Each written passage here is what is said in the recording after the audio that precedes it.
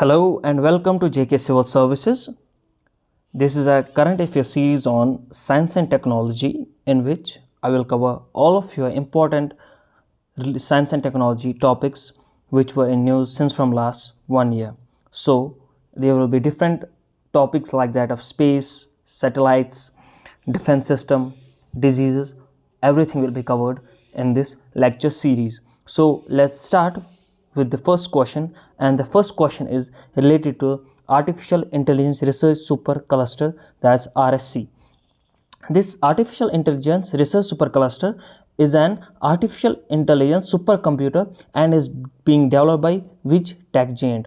किस take gent ने artificial intelligence research super cluster जो एक आर्टिफिशियल इंटेलिजेंस कंप्यूटर है किस टेक जेंट ने वो डेवलप किया है? That's develop by Meta. और अगर हम मेटा की बात करें, मेटा जो है ये एक पेरेंट कंपनी है किसकी?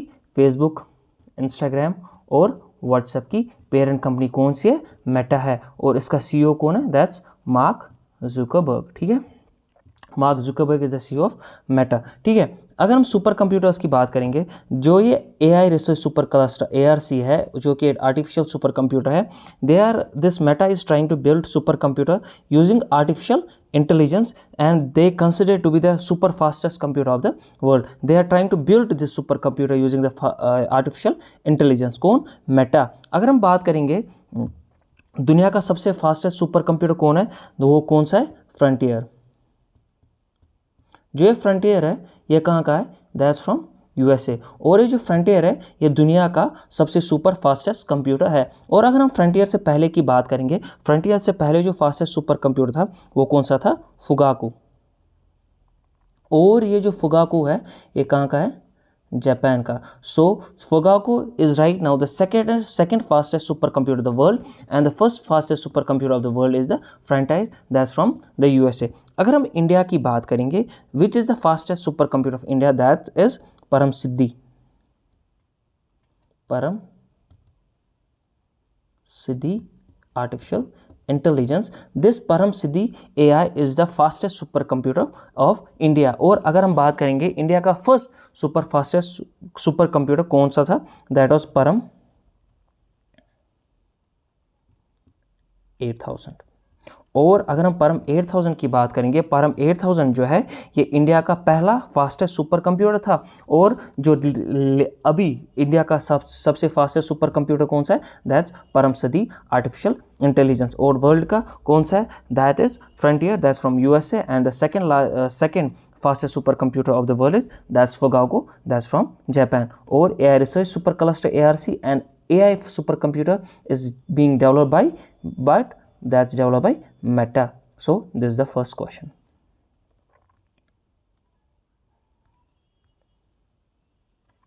Let's move to the second question and the second question is related to the xenobots.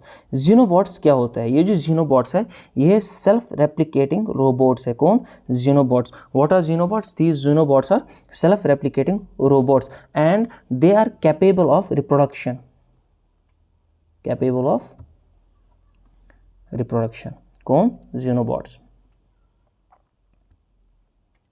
That's they are capable of cloning. कौन? xenobots. And these xenobots self-replicating robots are made from this are developed from the cells of frogs.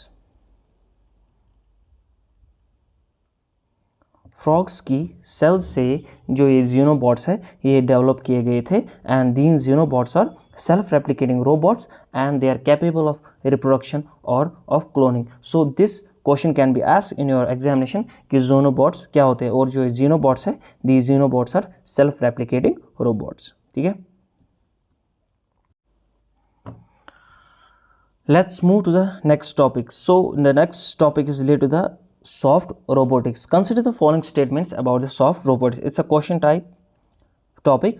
So let's look at the soft robotics. जो ये soft robotics है they are constructed from highly compliant material. जो highly compliant material है उससे जो है soft robotics develop किए गए हैं. Like these are not developed by the rigid materials. ठीक है, rigid material से ये नहीं बने हैं but they are developed from the soft highly compliant materials. कौन? कौन? soft robotics. ठीक है, soft robots, they are constructed from highly compliant materials, that's true, they are more flexible and adaptable in finishing their work around humans when compared to the regular robots. When we compare these soft robots, they are more flexible, वो ज़्यादा flexible and adaptable in finishing their work when it comes to the when they face the human interface and when they are compared to the regular robots. जब उनको regular robots और इन soft robots की बात करेंगे, जो ये ज़्यादा more flexible है और adaptable है, जल्दी ये adapt करते हैं finishing their work when it comes to humans, around humans, and they are more flexible and adaptable as compared to the regular robot, these soft robots. अगर हम तीसरे स्टेटमेंट की बात करें, they can be used in prosthesis and artificial organs. They can be, these soft robots can be used in surgery of prosthesis and artificial organs removals. These soft robots can be used. So all the statements related to the soft robots are correct. So the statements here are, they are constructed from highly compliant material, this is true, not from the rigid materials. They are more flexible and adaptable in finishing their work around humans when compared to the regular robots, this statement is also correct. And they can be used in prosthesis surgery and artificial organs as well. So the 1, 2, 3 statements are correct related to the soft robots. ठीक है, अगर हम बात करेंगे अब कुछ space missions की और उनके ऑब्जेक्टिव्स की, अगर हम बात करेंगे पहला मिशन, ये आपसे पूछा जा सकता है एग्जाम से, आर्टेमिस किसका मिशन है, गगनयान किसका मिशन है, DART किसका मिशन है, और ड्रैगन फ्लाई किसका मिशन है। अगर हम बात करेंगे पहले आर्टेमिस की, ये जो आर्टेमिस है ये किसका मिशन है, ये नासा का मिशन है। कौन, Artemis is a mission from NASA. और आर्टेमिस का एम है, ऑब्जेक्टिव क्या है, ये first women and first person of colour on moon, ये it will send the first women and first person of colour on the moon. कौन, Artemis. और ये आर्टेमिस किसका मिशन है, दैट्स फ्रॉम नासा। अगर हम अब गगनयान की बात करेंगे, ये जो गगनयान है, गगनयान किसका है, इसरो का मिशन है। किसका, इसरो का मिशन है। और ये गगनयान क्या है, to demonstrate human space flight, ये ह्यूमन स्पेस फ्लाइट को डिमॉन्स्ट्रेट करेगा। और ये गगनयान मिशन कब है, 2023 में ये गगनयान मिशन का डेट है 2023। एंड ये गगनयान मिशन किसका है, इसरो का, and it's gonna to demonstrate human space flights. अगर हम बात करेंगे अब डार्ट की, ये जो डार्ट है ये किसका मिशन है, ये भी नासा का मिशन है। कौन, डार्ट। और डार्ट जो है ये it's related to the asteroids, it's related to the asteroids. और अगर हम डार्ट की फुल फॉर्म देखेंगे, दैट्स डबल एस्ट्रॉइड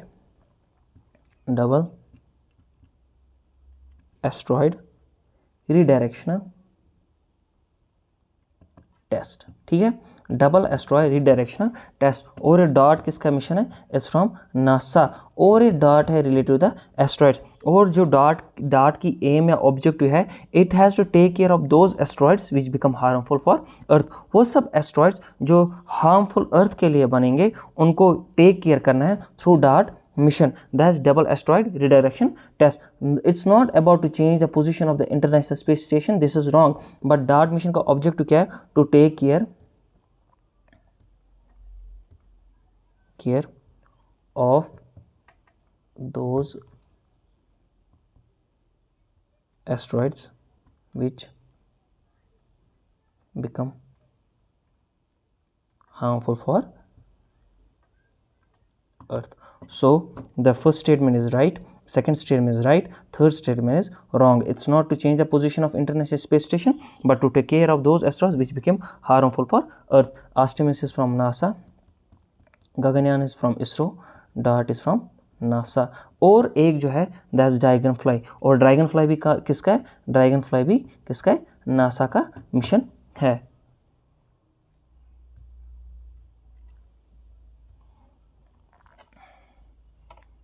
सॉरी, और ये जो ड्रैगन फ्लाई है ये किसका मिशन है, नासा का मिशन है। और जो ड्रैगन फ्लाई का एम है, ऑब्जेक्टिव है, इसको क्या करना है, इसको कलेक्ट करने samples from Saturn's moon, that's Titan. इसको टाइटन से जो है सैंपल्स कलेक्ट करने हैं, दैट्स किसका एम है, ड्रैगन फ्लाई मिशन का। And Dragonfly mission is from NASA. So which are the following statements are correctly match, that's 1 to 4 are correctly match. ठीक है,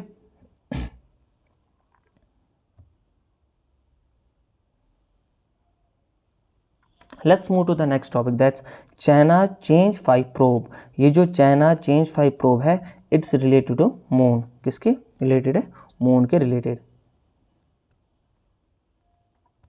to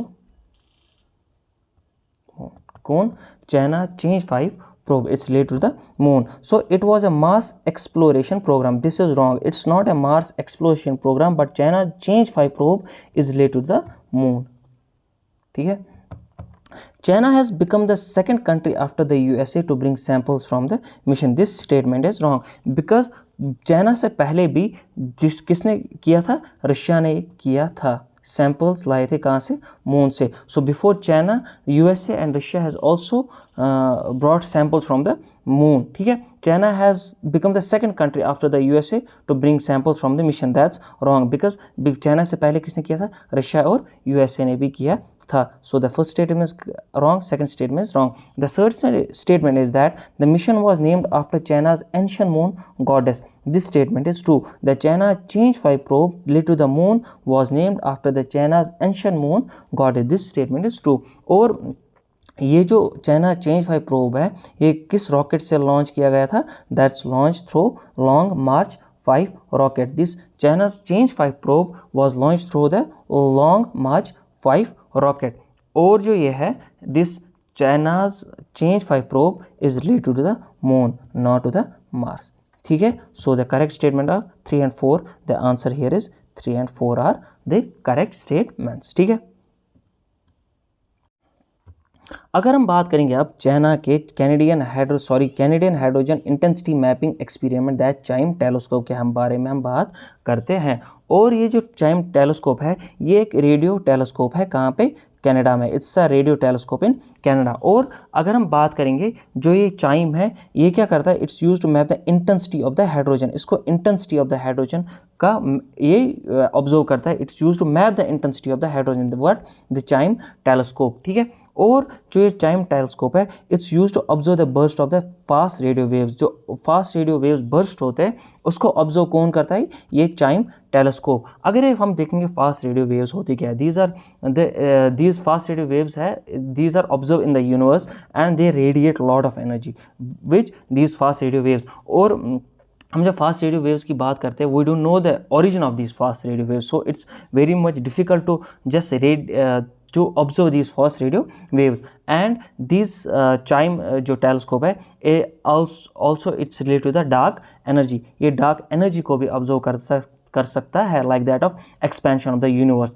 That's the function of the chime telescope. So अगर आपसे पूछा गया कि chyme telescope कहाँ का है? It's from the Canada and it's a radio telescope. It can observe the burst of the fast radios and इसका एम क्या है? To map the intensity of the hydrogen. और ये ऑब्जर्व करता है क्या?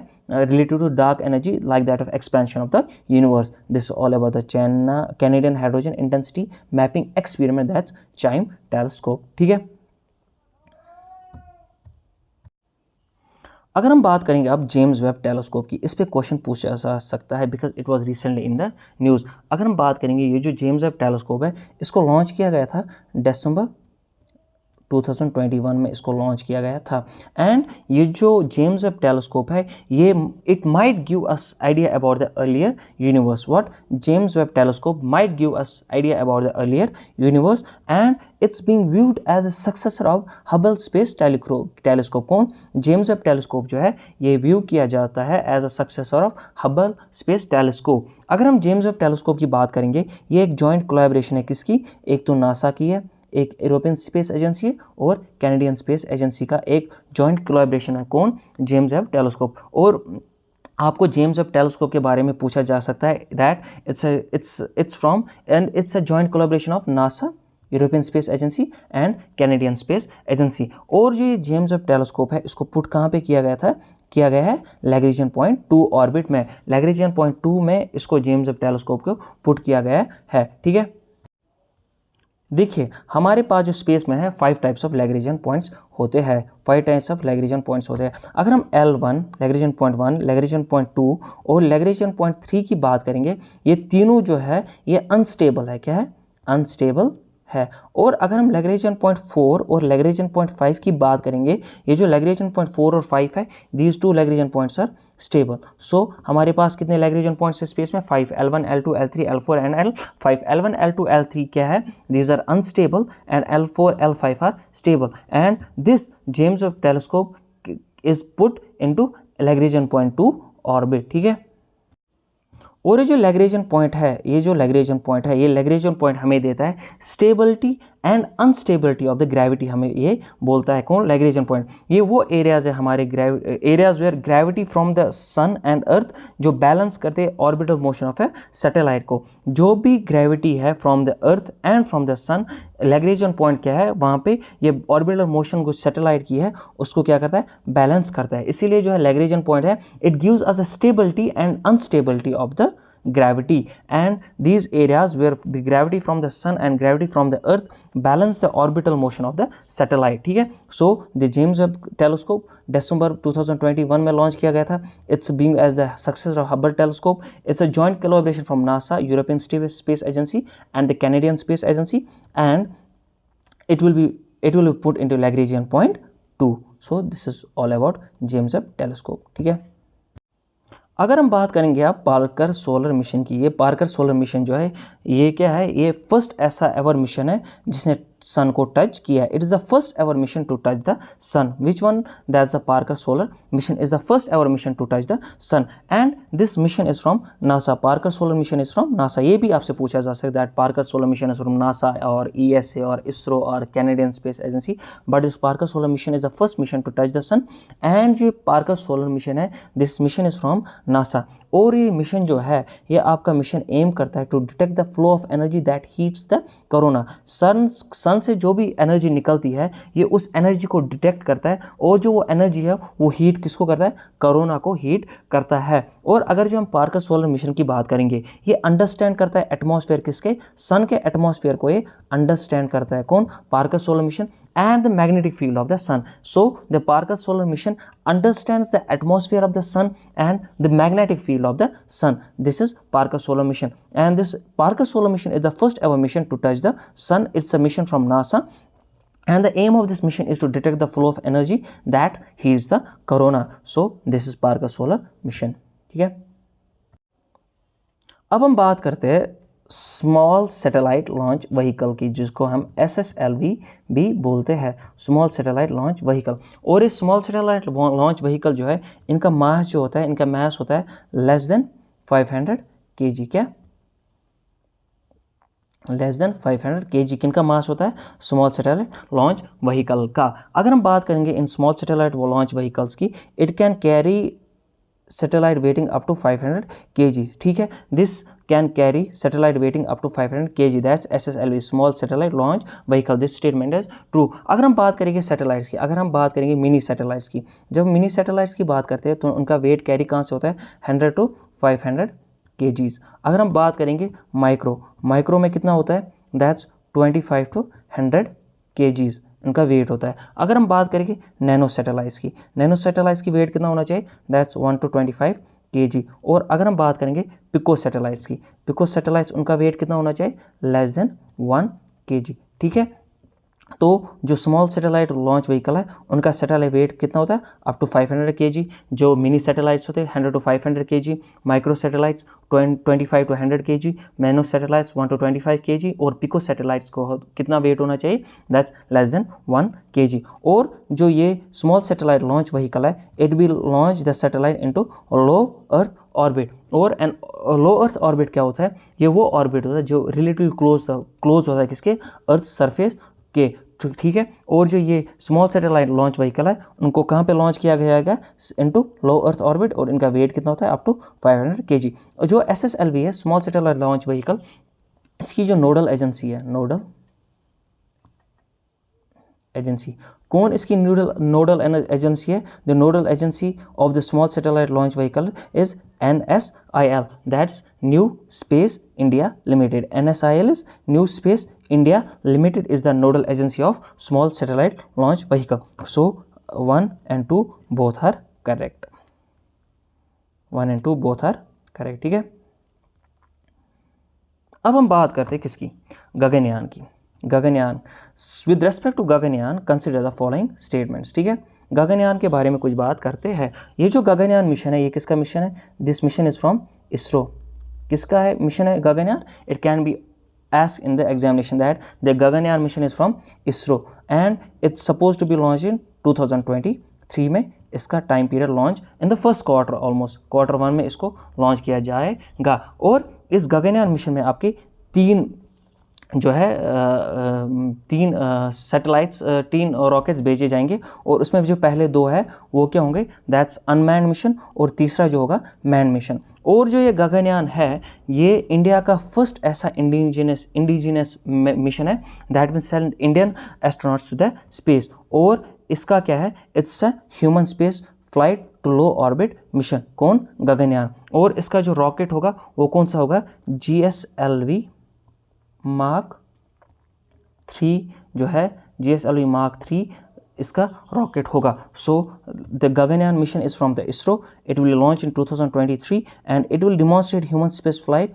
to low Earth orbit, and it's the first indigenous mission that will send Indian astronauts to space, and it will have an unmanned mission and a man mission. इसमें दोनों होगा, unmanned mission भी होगा और man mission भी होगा। अगर हम बात करेंगे इंडिया की, India will be the third country to have a man mission after the USA and Russia. No, India will not be the third country, India will be the fourth country to have a manned mission after the USA and Russia, because China is the third country, which China is the third country to have a manned mission after the USA, Russia, and India will be the fourth country। और इनके साथ इनको एक robot भेजना है, that's Vyommitra. Vyommitra is the human robot, Vyommitra is the human robot and it's a lady robot। क्या है, lady robot, it's a Vyommitra. Vyommitra क्या है, lady robot, lady human robot, lady human robot. So this is all about the Gaganyaan mission. ठीक है,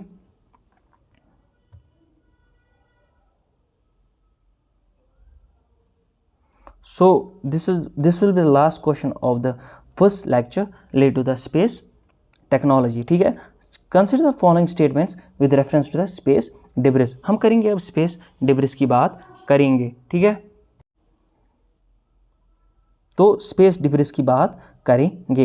ये जो space debris है it's mostly accumulated in lower earth orbit. ये जो स्पेस डिब्रिस है ये कहाँ पे होता है, इट्स मोस्टली अकोमोलेटेड कहाँ पे, लोअर अर्थ ऑर्बिट में मोस्टली अकोमोलेटेड है। ये जो ये है space debris, it's a space junk that's accumulated in the lower earth orbit। और ये स्पेस जंक कैसे होता है, ये जब कोलिजन ऑफ सैटेलाइट्स होती है, और जो कोलिजन ऑफ सैटेलाइट्स एक क्रिएट करती है डिब्रिस। अगर किसी भी कंट्री को डिस्ट्रॉय करना है अपना सैटेलाइट, वो लोअर अर्थ ऑर्बिट अपना सैटेलाइट को डिस्ट्रॉय करती है, और वो सैटेलाइट जब वहाँ पे आती है अपने स्पेस में तो वहाँ पे एक जंक क्रिएट होता है जिसको हम स्पेस जंक या स्पेस डिब्रिस भी बोलते हैं। और जो according to the International Space Treaty, the country is responsible for creating space debris or also responsible for clearing it। ये स्टेटमेंट गलत है। जो भी कंट्री, अगर कोई कंट्री अपने अगर कोई भी कंट्री इंटरनेशनल स्पेस ट्रीटी के मुताबिक कोई भी कंट्री अगर स्पेस डेब्रिस क्रिएट करता है तो ये इसकी रेस्पॉन्सिबिलिटी नहीं है कि वो स्पेस डेब्रिस को क्लियर कर सके। ठीक है, so the statement 2 is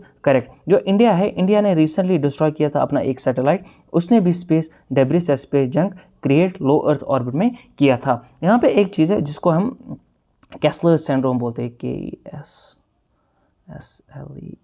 कैस्लर्स syndrome. ठीक है, ये जो कैस्लर्स सिंड्रोम है, जो भी लो अर्थ ऑर्बिट है वो अनयूजेबल होता है बिकॉज ऑफ स्पेस जंक, उसको हम बोलते हैं कैस्लर्स सिंड्रोम। और जो कैस्लर्स सिंड्रोम है, जो भी ये जो आपकी सैटेलाइट्स है वो कोलाइड होती है, और कोलिजन ऑफ द सैटेलाइट्स की वजह से आपका स्पेस जंक बनता है और स्पेस डिब्रिस बनता है। और when the lower orbit is unusable, that is known as Kessler's syndrome। So which of the following statements regarding the space debris is correct?